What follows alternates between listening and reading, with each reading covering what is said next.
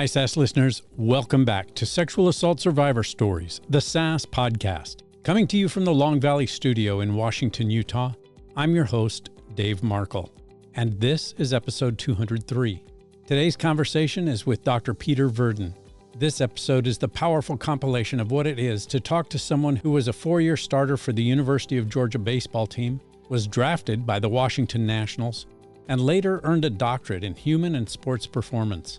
But beneath those accomplishments, he was carrying the effects of childhood sexual abuse that remained largely buried for 25 years. When his mental health reached a breaking point, Peter entered therapy and began writing about what had happened to him. That process became his forthcoming memoir, Gold in the Cracks. The title draws from kintsugi, the Japanese art of repairing broken pottery with gold so that the damage is not hidden, but becomes part of the object's story. In this episode, Peter tells us about how therapy, writing, and finally speaking openly about his past have become part of his continuing recovery, and it's an honor to present this conversation for you. Here's Peter. Dr. Peter Verdin, I'm so glad you've joined me this morning, and thanks for doing this. Yeah, happy to be here. Thanks for having me, Dave. You bet. Why don't you start off, if you would, by telling us about yourself before going into your story? If you could just give us some background. Yeah, absolutely. I'm here in Boise, Idaho. Been here about a decade. I'm a single dad of two. I have my kids every other week. They're 6 and 8, and they are amazing and truly what keeps me going these days. Yeah. I'm somebody who loves to be active. I have more hobbies than I could probably list off on this episode. And I'm currently in a sales role. And we can kind of talk about the pivot I made. But my background is in human and sport performance. That's what my PhD is in. Got that about 6 years ago as I was going through my divorce and had to kind of pivot career paths. Was a former elementary school teacher at one point. So I've had a meandering professional career, but found a lot of value in recently telling this story. Recently wrote a book about it. It's been 25 years of not telling this story. So excited to be here and share it. Well, I'm excited that you made that decision. I'm terribly sorry for the horrific experience that you've had, what little I know about it. Peter, I know it's probably not easy to talk about, but I take it you've told this story before in some capacity. Obviously, you wrote a book and mentioned that in the book. But tell me about your public exposure in terms of telling this story. Yeah, so it's interesting. I've told this story in a courtroom. The man who abused me is in prison for 55 years. So I've told this story to police. I've told this story in a courtroom. I've told this story in therapy and to a few select friends. But it wasn't until about 3 months ago I hit rock bottom with my mental health as a result of just a few really challenging cliff edges in life. And I was in therapy and in a different type of therapy, which finally was making an impact. I went into EMDR therapy and really found a great match. And my therapist was like, you need to write this story down. This is really meaningful. I think it would help with your healing to write it down. So I started writing it down. And he's like, I think other people would benefit from hearing this story. And so I started turning it into more of a book format.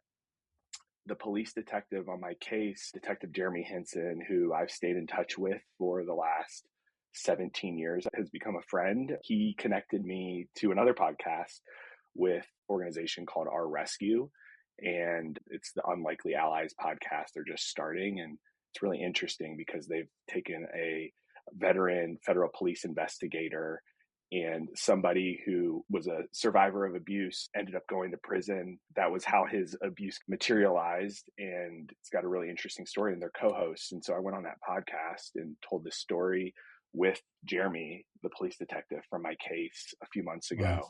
And that was really impactful because he filled in a lot of the gaps in my memory, but then just to also be side by side with the man who caught my abuser was pretty cool. I hadn't seen him since the court case. So it's really neat. Wow. That's impactful. It sounds like it really did.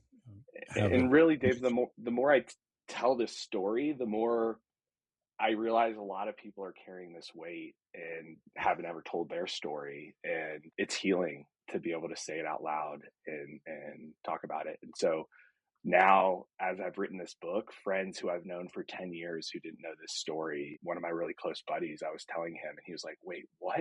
And I was like, I thought I told you this. And he's like, no. And he was just like, man, Wow. you have some layers. It's been really these last 3 months of healing after just hitting rock bottom that I've started sharing it more. I'm so glad to hear you say that. I mentioned that type of verbiage and that kind of sentiment numerous times on this platform in the last almost 4 years that I've been doing this.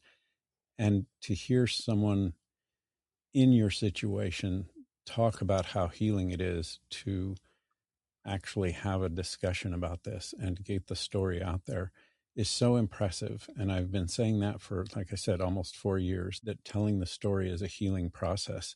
So you're actually providing some healing for the listeners, but also for yourself. And that is such an important aspect of this platform and the community that it actually creates, because I've had many of my guests reach out to each other.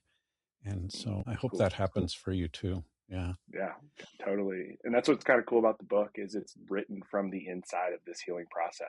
So it's kind of a unique take on telling this story. Right. Can you tell my listeners how you found sexual assault survivor stories? I was looking for podcasts that aligned to the topic of the book and what I'm doing, and stumbled across yours and really loved your interview style and your background. And that's what caused me to reach out. Yeah, it interests me. And I'd like to talk to you some more about the aspect of the other podcast you were on with this former detective. Is he still a detective? Mm-hmm. Yeah, he's still a detective in Oh, Virginia. wow. That's awesome. We're going to need to talk about that. I actually texted him yesterday and was like, hey, do you know this guy? And he's like, no, but I can't wait to listen to you guys. So awesome. Well, again, Peter, thank you for being here. Thank you for that background. I'm going to jump right into this and ask you what I ask all my guests. Peter, what are you able to tell us about your rape experience? I'm comfortable talking about it all, so no questions are off limits. But my abuser was a baseball coach. I met him when I was 9 years old. He was a, quote, pillar of the community. His family owned a print shop in the community. He was the former Domino's manager, would give all the police officers free pizza and hook them up with gear and stuff from his family's business. And, I remember the first time he started the grooming process, I would say, was inviting my mom and I to go to an Orioles game with him. And I think that's the weird thing about being a survivor of abuse is it's not like this horrific thing that necessarily happened to you. It starts out by being chosen and feeling really special, and being a 9-year-old being invited by a coach you look up to go to an Orioles game. You feel pretty special. And then from there, he just continued to further embed himself both in my baseball as well as in my family. He became my hitting coach. He started having me out to help him cut the grass at the local middle school, which he took care of, which is where the abuse started. And it started nonchalant, him putting his hand over on me and me repeatedly pushing it away until I just really didn't know what to do anymore as a 9-year-old. And then from there, this man, his name's John Hamilton, he is an expert manipulator. Jeremy would say, even after he was arrested, he would have to coach the FBI up on how to go in and talk to him, because you would walk away from a conversation thinking you were his friend. He was truly one of the best in the business when it came to manipulating and grooming. He became, and I really don't know how to put words to it, I'll call it best friends. Some of the things that I saw may have extended beyond that, but with my mom, she was very much also a victim of his. And he used her to gain access to me.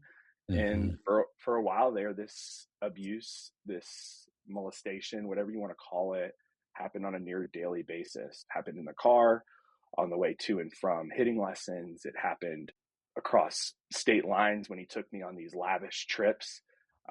People use the word trauma bonding. He was an expert at that trauma bonding manipulation. He would abuse me, and then he would get me an electric motor scooter. He would abuse me and get me a new bat. He would abuse me and take me to the World Series. He took me to spring training in both Arizona and Florida on multiple occasions. And so This happened from the ages of 9 to 14, in doing the math, hundreds of times. During this time, he had abused over 30 children. He named right about 30, so they estimated that it was well over that, since he couldn't remember everybody and they didn't know how forthcoming he was being. But yeah, it was one of the largest cases in Virginia history. And he was such a big part of our lives from the ages of 14 to 19. I hadn't told anybody. The first time I told somebody was a girlfriend in high school and swore her to secrecy. Her and I still stay in touch to this day. She's got a beautiful family and husband, but just being the first person that I told, she still holds kind of a special place. And then it came out my freshman year of college. We were a week out from I went to University of Georgia, was an outfielder that year, was my freshman year. We were getting ready to go to Florida State to play a regional tournament. We were a number 2 seed. And the week before, I got a call from my mom, and she was like, "Hey, John's been arrested. This is what he was arrested for. Did it happen to you?" And I just said yes. I said, "Give me the police detective's name and number, and I'll take care of it." And that was the first and really the last time I ever talked to my mom about this abuse, and called Jeremy, and things kind of started folding. And I remember sitting there on the bus getting ready to go play the first game at Florida State. Not a single person on that bus outside of my head coach knew what was going on. And my phone is just blowing up, and I'm sitting there sobbing because people are like, "There's no way this is true." And I'm having to tell people it is true. Wow. And then here I am going to get ready to start in right field in the biggest game of my career to that point. And that's kind of my story in a nutshell. Is on the outside was this armor of performance, grittiness, toughness, where on the inside was complete collapse.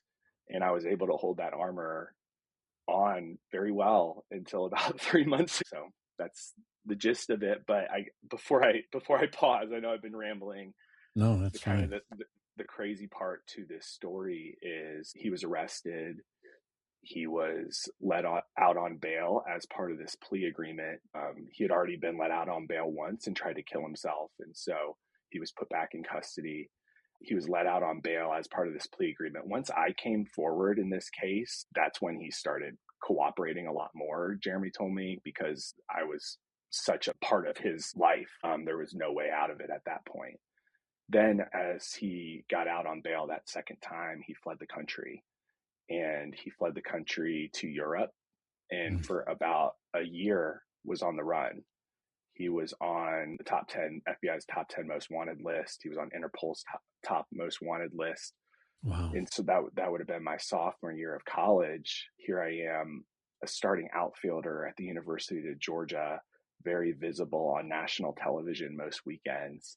And that the next weekend I'm going on America's Most Wanted, backlit so that you can't understand my voice or see my face, pleading to the country to find this man. They ended up finding him crossing the border in Poland, trying to get to Russia. He had learned Russian in that year. And at that point, he would have been gone forever. But they caught him. The marshals brought him back. And now he's serving 55 years in prison. It's quite the story. And we could delve into this, and I want to as much as we can and as much as time allows. First of all, I just want to express how sorry I am, like I said before, for this horrific experience that you've been through. Not only as a 9-year-old through, how old did you say when the abuse finally stopped? 14. 14? Wow. Right before my 14th birthday is kind of the date that they pegged. So 5 years with that, but the fact that this trauma has permeated your life even till now, and especially what you went through 3 months ago, it speaks to the impact of trauma, and something that I was really quite interested in terms of my law enforcement career, and that is the impact on the brain, how trauma affects us and what it does to us in so many aspects and in so many layers. Can we talk a little bit about that? Are Yeah, you I would love to. Yeah. Yeah, I, thank you. I would actually just pick up right where you were in, I would say not just the brain, but the body. And they're Mhm. connected. And that's really what I've discovered in the last 3 months, how much my body has been impacted by this trauma. Let me kind of back up. So back in March, I was fired from a job that I thought was going to be a long-term job in a way that I felt and still feel was very unfair and very unexpected. And then a couple months after that, I was the wrong end of an avoidant discard in a relationship, left in another state at 5:30 in the morning, broken up with over text, to never have a conversation about it again. And that ripped open this trauma in ways that I didn't understand. That was on the heels of about 6 years ago. And this is important for the listeners just to contextualize how this trauma it's really a timeline to this point.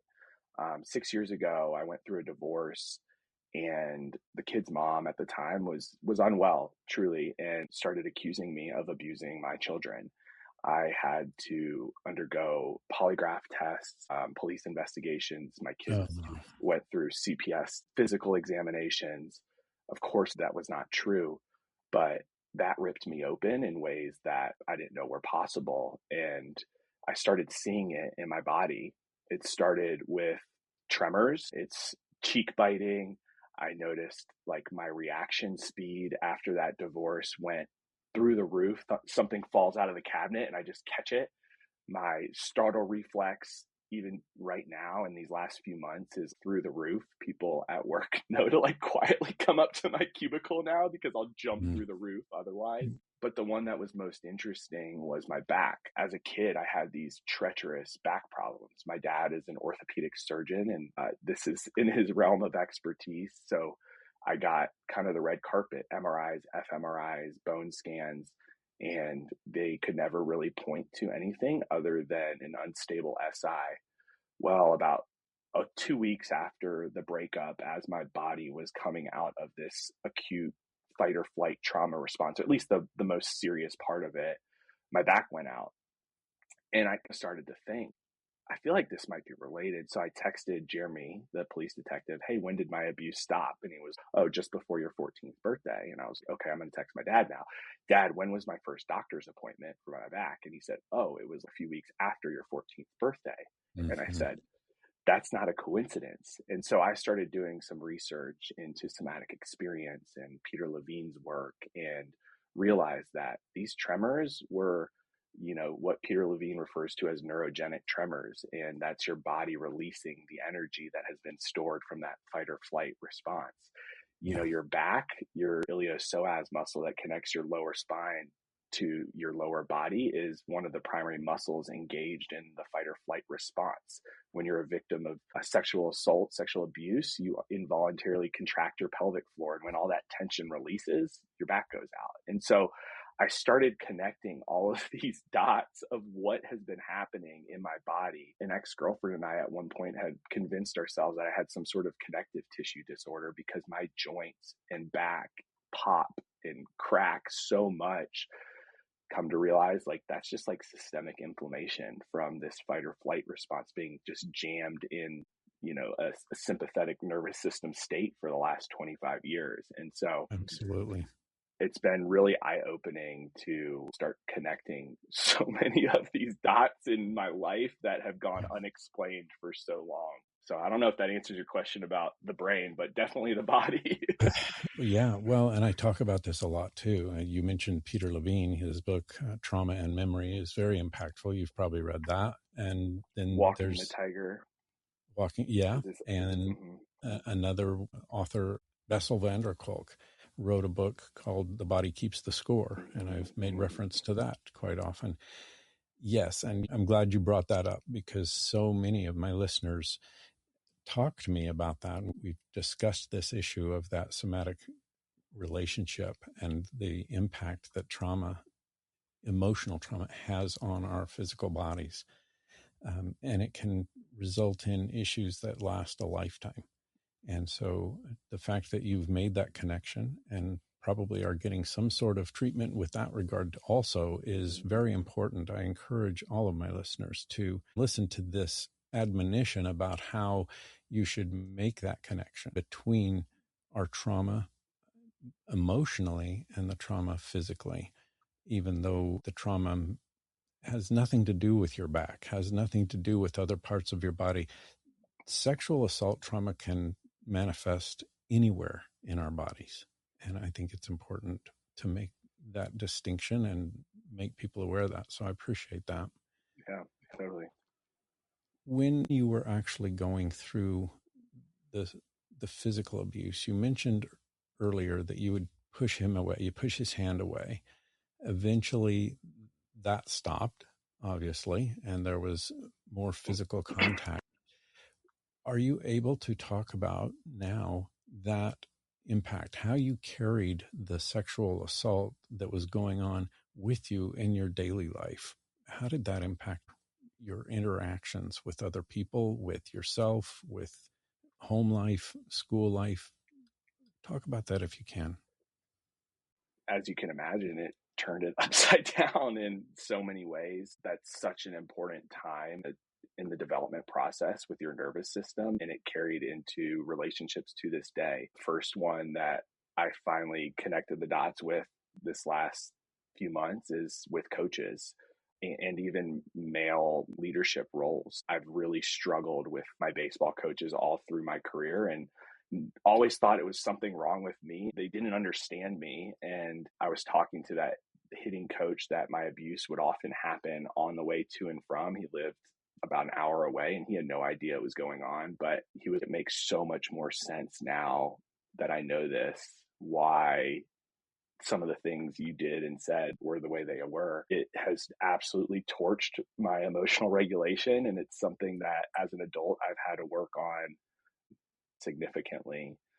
At the time all this was happening, it caused a lot of turmoil in our house. My mom and my dad are still married, and him embedding himself in our family caused a lot of turmoil in that relationship. My dad actually took a job in Seattle the year before my senior year and left and moved across the country. And I didn't really realize how impactful him moving was and how much that hurt me more than I realized now looking back on it.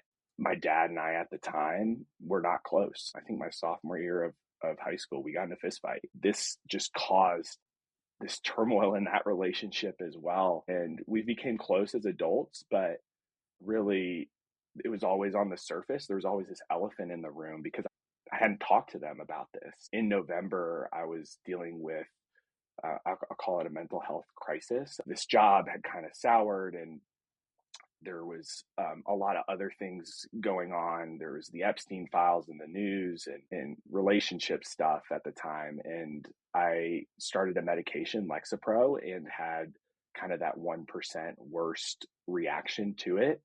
At that time, my mom and dad were coming into town. They kind of knew that was going on to some degree. And my dad and I had scheduled some time to talk about this. I told him I finally want to talk about this. Something happened where my mom kind of disconnected. We got into an argument in the car. It's probably one of my top few most embarrassing parent moments. I became flooded and overwhelmed, and in front of my kids, kicked both parents out of the car in the middle of Capitol Boulevard in dead stop traffic. And what I got home, told the gal I was dating at the time what happened. She actually went and talked to my parents and was, "You need to go talk to your dad still tomorrow." And I was, no fucking way. Fuck him.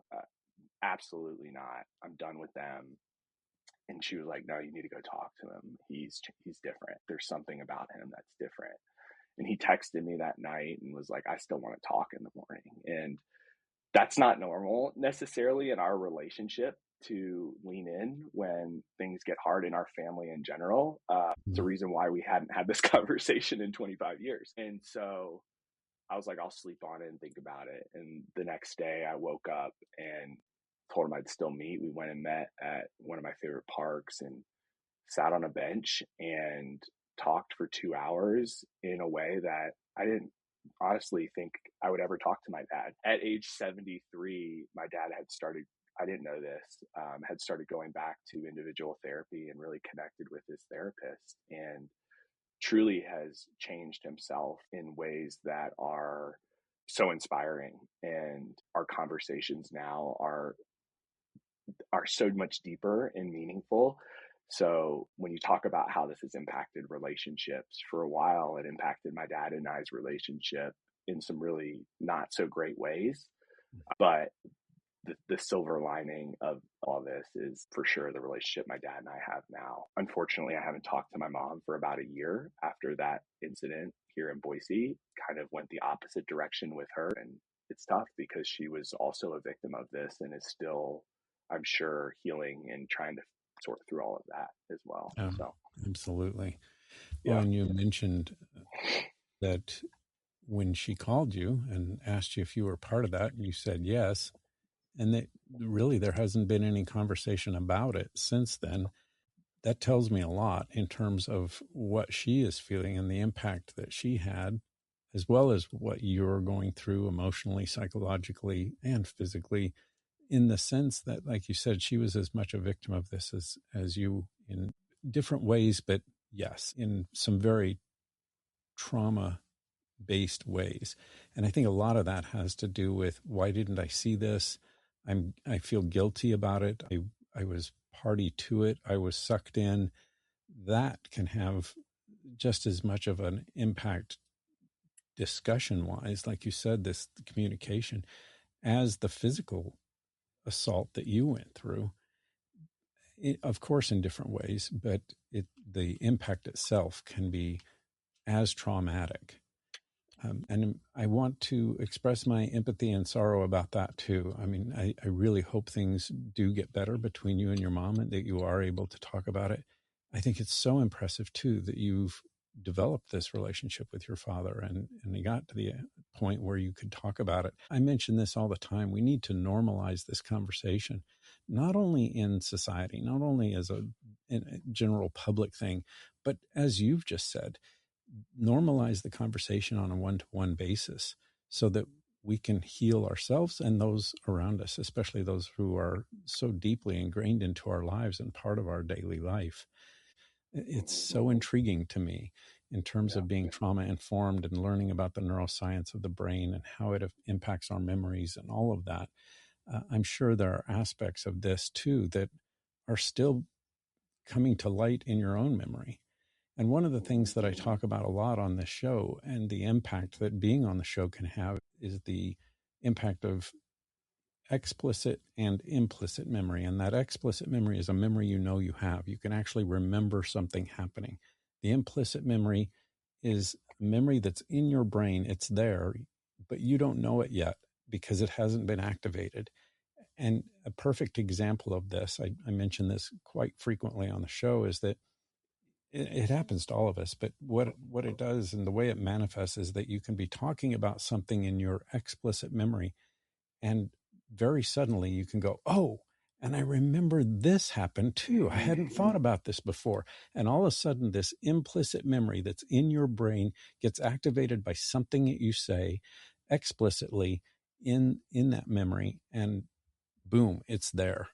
And so oftentimes that memory that was buried for some reason, just hadn't yet come to light, is now there. It now becomes an explicit memory itself.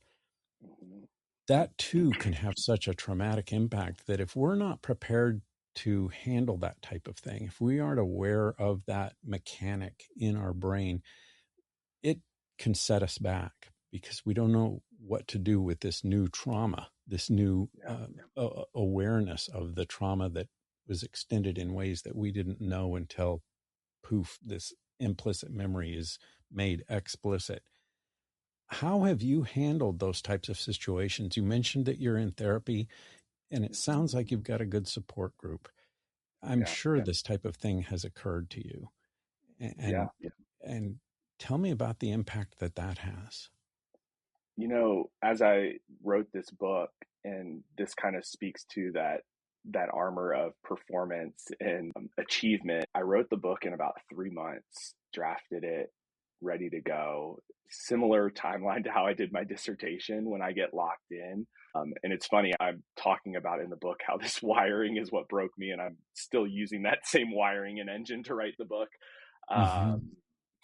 But As I was writing that down, so many memories came back to me because I use a lot of voice to text to be able to tell these stories. And there's one in particular that came back to me about a year ago that I hadn't remembered. And that one in particular, I don't want to talk about it because it puts some other people out there in their business. But that one was really challenging, and that one definitely I wasn't ready for, and has impacted a relationship significantly because of it. But I would say honestly, just what has become implicit to explicit in this process is really those somatic symptoms. As I was writing the chapter in the book about the abuse, my whole body by the end of that chapter was full on trembling. And that's when I figured out what these neurogenic tremors was writing that chapter.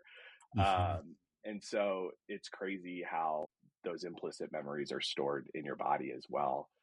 There's definitely some dissociation that I have. A lot of these memories that I have the unfortunate, it's also a benefit, I guess, of having like a videographic memory at times. And so I can play some of this abuse like a movie in my head, unfortunately, and it's there.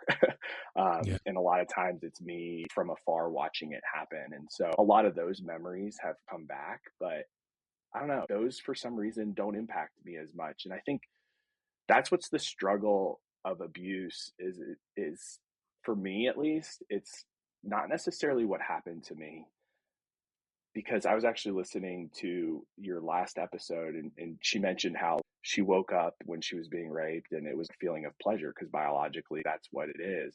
Same thing with being abused. It's sexual pleasure. And so I don't look back on it with this horrific feeling. What's really is the confusion that comes as a result of it, the confusion in the relationships, in trust. My nervous system is not a nervous system, it's a surveillance system now. Mm-hmm. That confusion in my body and brain is really what has impacted me the most. I think, again, extremely important for the audience to hear, because I know there are people listening to this who are going to say, yes, that's exactly what I feel. And yes, I've had that experience myself, just as you did with Hannah, and the physical impact that something horrific that's happening to you doesn't feel horrific necessarily. And I think something like that is truly important to discuss. And I'm glad you've brought that up because, again, we could go into really deep, deep detail about a lot of what we're talking about here. And I hope to have you back because I think there's so Yeah. much more that we could discuss and talk about. But I think an important aspect of this to me is what you were just referring to, is that at age 9 through 14, there is so much that your brain doesn't comprehend in terms of impact and in terms of what is actually going on. And this trying to figure out, you're going through an extremely impressionable and fast learning aspect of your age that you don't know how to really reconcile or deal with much of what's going on. And I think that has a lot to do with child sexual assault moving into adolescence, moving into young adulthood, moving into full adulthood, in terms of what that impact is and how we process all that, because it does stifle the brain in so many ways because we spend so much time trying to figure it out. Does that then have an impact on much of what you're talking about today, is processing even what happened at that young age? This is where I've always, I feel like, gotten stuck in therapy. And I read something that finally made things click the other day. Is I'm a smart guy. And so I often intellectualize therapy. And so I can talk about it, I can understand it, I can process it out loud, but it's truly training my nervous system to understand all of those things that I'm saying. I joked with a friend the other day. Someone was, this girl leaving you in the most unhinged manner possible was probably the best thing that happened to you. And yeah, it really is. And I truly believe that. Now just tell my nervous system that. Right. That's where I have always struggled the most with, is the triggers that I didn't know were there. And now I understand those triggers. When and again, I'm getting off on tangents, so steer me back, Dave, if I'm No, going in the that's wrong fine. direction. No, I But think you it's know, all critical. after this breakup, which was truly something I never have experienced and hope somebody never has to, I went into the psychiatrist's office that had seen me after and during my divorce and was, something is wrong with me. There is literally something wrong with my brain. I have never felt like this before. I have physical pain in my bones, in my joints. I want you to screen me for X, Y, Z. He was like, Peter, I'm happy to screen you for those things, but we know what is going on. We've been here. And I was like, no, I think it could be something bigger. And so he screened me for BPD and all these other things. He was, look, you have complex PTSD that has not stopped all the way into adulthood, Mm-hmm. and chronic complex PTSD. And it's not just sexual abuse. You've had it with divorce, the accusations, the job loss, the relationship loss. And once I finally had a name for it, I don't know why it's weird, but once no one had ever said, hey, you have complex PTSD until that moment. And I started doing the research, and my life makes so much more sense now. Right. Right. Now, and going back to your question about relationships, you know, intimate relationships, girlfriends has been one of the largest challenges in my adult life. I want a partner. I'm a really great partner, but I didn't understand what I needed to ask for in certain situations when I became flooded, or when there was a trigger, or I just needed time to myself. And having that name for this made so much more sense to be able to communicate my needs to friends, to coworkers, whatever. Just having that diagnosis, it changed everything. Absolutely. Yeah. So, And I appreciate that too. There's so much of this conversation that touches on my past experience as a detective, but also as a student of wanting to learn more and as much as I can about the neuroscience of the brain where trauma is concerned. I appreciate you being so willing and such an open book in talking about all of this. Let's yeah. talk about the idea of writing your book and what got you interested in doing that, and the process being so fast, taking 3 months to write a book. Um, Yeah. talk about that in any way you want to. I would love to hear about Yeah. that process. Well, like I said, it started with my therapist being, this story's crazy. You should write it down, basically. Yeah. And then this is actually kind of good. Like, I'm enjoying this. I've always been a scientific writer. I've never done kind of the creative side of things. I was sitting across from a customer about 3 days after I got back from San Diego, barely holding it together. I had to work. I didn't have a choice to take a break because I have kids I got to feed, a single income. And I was sitting at my favorite coffee shop with this woman, and she now knows how impactful this was. I've actually shared some pieces of the book with her. She was telling me this story of kintsugi art. And do you know kintsugi, Dave, what that I'm is? not familiar with that. No. So kintsugi, ancient Japanese form of art where when a ceramic piece breaks, instead of throwing it away, they would repair it with an epoxy, fill the cracks, and then cover the cracks with gold.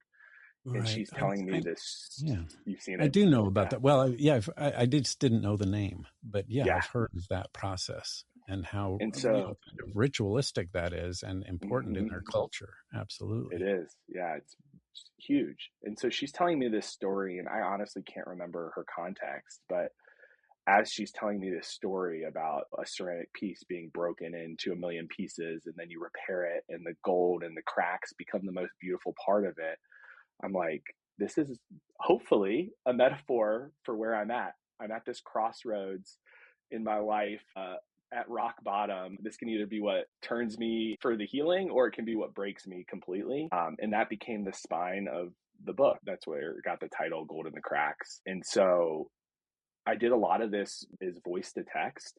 And this is 25 years of a pressure cooker just being released, and it just came pouring out of me. Once I had the spine of the story, I created an outline for each chapter and the metaphors I wanted to use. It's very much a literary memoir, so there's a lot of metaphors and imagery, and Once I had all that, it was just recording these stories as voice to text. I did use an AI assist to help kind of piece together those stories to my outline, and then went through and edited it.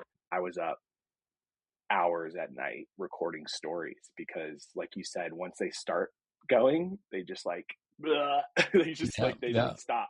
Yeah. And I think what's also was really cool about writing this in the midst of some of those chapters were literally written while I was still in an acute trauma response. And I hope some of that comes through to the reader. And the way I tried to do that was throughout the book, I recorded journal entries too. So there's breaks in each chapter with journal entries. And so you hear my internal monologue of this healing process and me processing these thoughts. It was so healing because it's now not this story in my brain, it's this story on paper. And I feel like that helps me dissociate from it a little bit. But then also it was journaling. It was me processing this in real time as a reader, essentially, too. Same thing happened with my dissertation. I wrote a chapter a week for 4 weeks and then edited it and was done in about 6 weeks. That's amazing.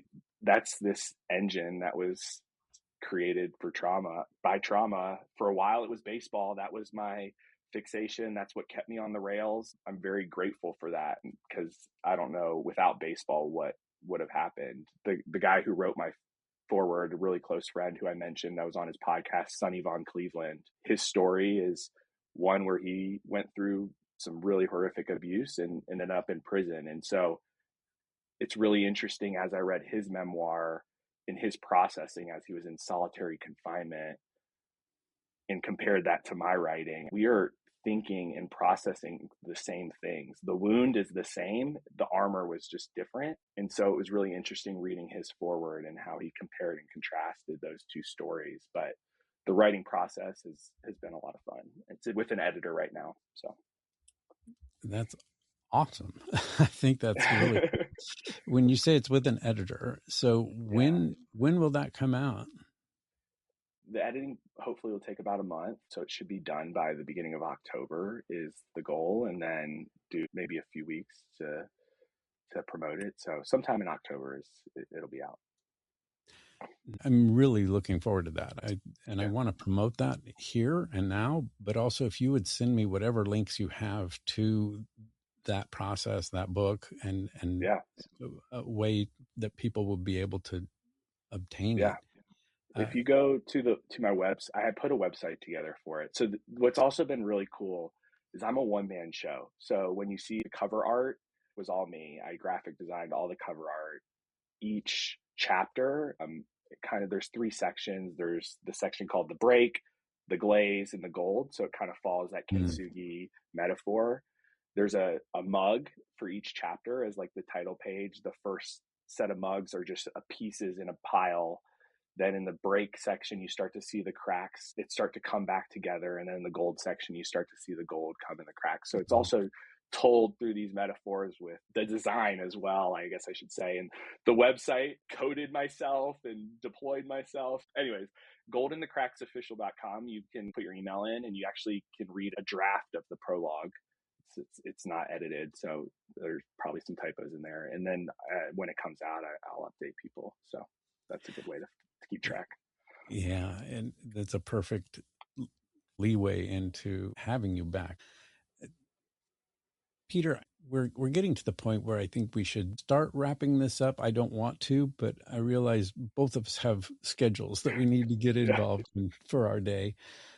But if I could, and I do this with many of my guests, what I'd like to hear now is what you will do after we are done. I know you've got a busy day ahead of you, but what will you do to take care of yourself after having this type of a conversation, after bringing much of your trauma and your experience to the forefront of your brain again? Not that it is far from the forefront of your brain anyway, but you've talked about some explicit memories and how that can actually activate, trigger implicit memories. When those start coming up, what do you do to take care of yourself, and how will you cope and manage with the actual experience of being on this show?